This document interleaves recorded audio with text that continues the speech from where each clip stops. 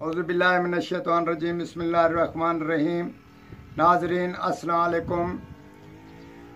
सब मर्ज़ें तो मर्ज़ होती हैं, लेकिन ये जो सांस वाली मर्ज़ है इसको हम पहले नंबर पे बोलते हैं। ये इंसान बहुत तकलीफ़ दे होता है और बहुत ही मजबूर होता है, जिसको सांस फूलना बोलते हैं, दमा बोलते हैं, सांस फूलना बोलते हैं। रात को खंग होती है, सांस चढ़ता है, बोल नहीं सकता, उठ बैठ नहीं सकता, चल फिर नहीं सकता।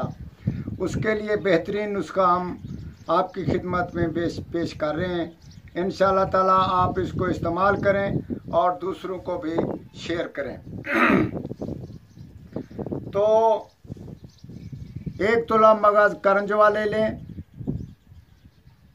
1 तोला पीपल ले लें और इसको खूब रगड़ कर अदरक के पानी से इसको गोलियां बना लें।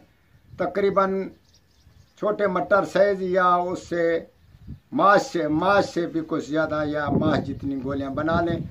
सुबह शाम इस्तेमाल करें, ठंडे पानी से परहेज़ करें और इंशाअल्लाह ताला इसको बहुत ही फ़ायदा होगा।